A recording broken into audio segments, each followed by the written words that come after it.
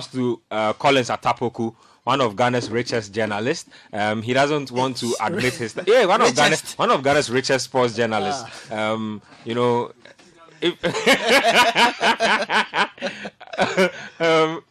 I mean, Atta will deny it, but he has money. In the words of namely AHA.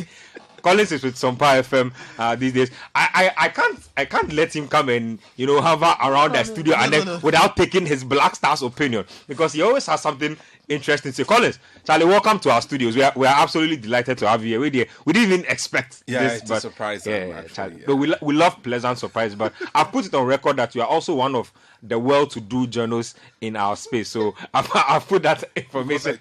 Something. You can deny it all you want, but me, I've put it out there. But I mean, look, there's been a lot floating around our national team, from provisional squad list to friendlies to coaches taking panditry gigs. Who do you want to see make this Black Star squad that you are afraid might not make the trip? Bernard Tekwete. He's someone I'm genuinely worried about. Ludo Great. Yeah, because he's on form. He is. And he's playing some of the best football we've seen in recent times. And he is playing in a particular position that, irrespective of the troubles we have as a nation, we seem to be well stocked in there. If you ask me about right-footed left wingers that we tend to use in the Black Stars, I could mention 4, just like that. And each of them deserves a shout in the team. Kamaldeen Sulemana, Joseph Painter, Osman Bukhari, Yep. Tekwete himself, Jordan Ayew sometimes is deployed there too. So there's quite a number. There's a queue there, and I'm afraid we might end up not having him in the team. But then it's good that we have quite a number of players who are doing very well in that department. My worry is that I genuinely feel that, based on that conversation in Yaoundé, that the Black Stars could do better if there wasn't a circus around it. And some way, somehow... You don't think that circus has gone away? No, that is it. The assistant coach has been involved in panditry duties for a while now. Yep. Yes, actually. So, I mean, he's been doing this. People at the FA are aware. Why is his name up for yet another circus? Because the ultimate is that, when he leaves or when Ghana exits, then they can use him very well. But look, then the ordinary person is like, he even wants us to exit quickly so that he can take up his gig, which for me is not good. We just keep quiet. You think it's not a good look? No. There's a circus around it all of a sudden. We are hanging him out to dry. I just want to be clear. You are okay with him going because he's been doing the job prior. I just want clarification. For a country that is not willing to make things work, why do we deny him of his daily bread? He took his money 2 days ago. Yeah. Just 2 days ago. He's not been paid all this while. Yep. Yeah. Nobody's talking about that. But yes, it's the gig. So there's the circus. We should be. You think all these things are distractions? It is. Now, regardless of what happens, for him to get his money. Regardless of what we do, if we exit early based on our own inept, Ghanaians will hang him. He's doing it quickly, like Sadio Mane at that AFCON when he missed the penalty. He wants to go back to Liverpool and play. So, I mean, the circus has started already. We are going to invite 55 players. I mean, that's another circus. They would come, we would train. And then they will cut people, and then there will be a lot of animosity and a lot of... That's it. That's it. The squad would come, who should have been in there, who is not in there. That's the first circus. The second circus is going to be the final squad we are taking to Doha. I mean, come on. For me, I feel these things are easily avoidable. We are creating a circus, work with the legends, national fasting and all this for Muslims. Only for some Muslims to come and tell us that, they don't fast on Fridays. Yet another circus. So look, every turn you take, there is a circus. Look, we went to Europe to play Brazil and Nicaragua. Yep. How much did we make? Nobody has said anything. That exercise, what did the Ghana Football Association get? We don't know. We are waiting for the game against Mozambique, and then we would come back to the circus of Barnier and local players. So quite a lot is on the plate for everybody involved in the national team. But one thing would remain key. Yep. Who is going to take decisions? Oh, you don't trust that Otto is in charge? No. But you and I know he's not in charge. Look, this idea of Otuado is firmly in charge is one we should all discount quickly. And I understand why he's not even committed himself for the long haul. Because the initial conversation was that he gets done right after the World Cup qualifiers. Only for the president to pick his phone and call him right in Abuja and say that we are maintaining this structure until after the World Cup. Again, aware of what is happening within to him and his colleagues regards payment, why would he commit himself to a job that does not offer him enough monetary rewards and also doesn't give him job security?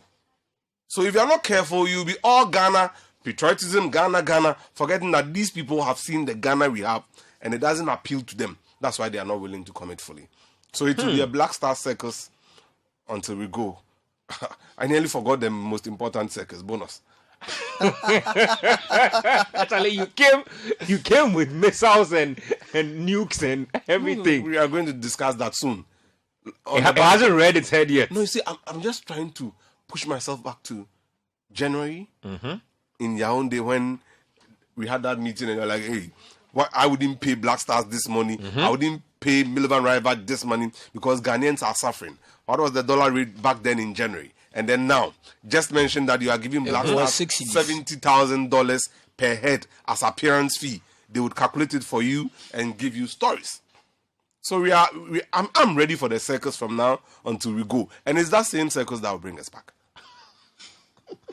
Very, very crisp and precise submissions by Atta. So, I don't know, you've literally touched on basically everything I wanted to touch on. But just finally, I mean, what will your expectations be for this team? Knowing the strength of the teams in our group, knowing how we've qualified, knowing everything happening around us, what do you think will be an ideal objective for us? Use this as a platform to build for what should be an exciting future. We were all interested in Black Stars qualifying to attract some of the very best who are not willing to play for us. And I'm happy Nathan is here. Look, the World Cup has given us a unique opportunity to woo some of these boys into our fold. What is the end game? The end game is that when any team called Comoros sees us in La Côte d'Ivoire in January 2024, that they should shiver. So these boys we are going to get, let's get them. Look, we have too short a time to put together a very good team. Unlike Summer World Cups, it is the form of the players in their current leagues that they would have to translate into the World Cup proper. One game, that is on the 17th. A week later, you are playing your first group game. So Switzerland transition into Portugal. How many days of training would be okay for these boys to blend and understand the patterns of play that we employ? And this is a very important point you're making, because I have a feeling that we'll be playing a lot of new faces together on that pitch. Players who've never played together properly in a competitive game. First game you get thrown into and you are up against Joao Felix and Rafael Leao. You know the point I've always made about the World Cup in the life of these new Black Stars. And like I always say, that it has come too early for them. So I agree with Collins on this point. It's an opportunity. Look, there's a chance for them. And I'm happy because for people like Mo Salisu, Iñaki Williams, Tariq Lamptey, and these boys, once they go to a World Cup they would want to go again, because they know that in 4 years there'll be more experience, there'll be better players, and this team would have grown. So they would all want to get back there. So it was a nice prize we got, and it was a nice way of getting the boys in. Now the onus is on us as a country and on Otuado, whoever takes the job after him or whatever, to get this team to understand that look at how early the World Cup came. We may not fare well. Whatever it is, in 4 years we can get back there. In between now and 2026, there's an AFCON to play, possibly 2 AFCONs to play. If this team experiences 2 AFCONs and they make it to they will be better off. They'll be ready. And for these guys, Iñaki Williams, Tariq Lamptey, Mo Salisu, they are playing in leagues where their teammates go to the World Cup for fun. They are playing against players who go to the World Cup on a regular basis. So if they go once, they would want to go again, just so their profiles will go up as individuals and this team's profile will grow as a team. So they need to take advantage of this. Yeah. And Collins, I agree with you on the circus part. This is the same thing we did in 2014, and then we ended up being a complete embarrassment to everybody. This team needs to focus, right? They should just focus on the work. We are going to a World Cup. Let us get ready. Let us just go and show our best foot and experience what it is like to play at this level. So that, you see, when you play in it once, it stays with you. For some guys, they may not go again. But for a younger crop in this team, they go once. Wow, I want to get back here in 4 years. Yeah. And then they'll be ready for it.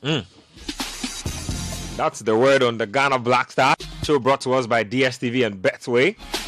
Let's get to some foreign stuff and talk about Cristiano Ronaldo, because he has been a crybaby.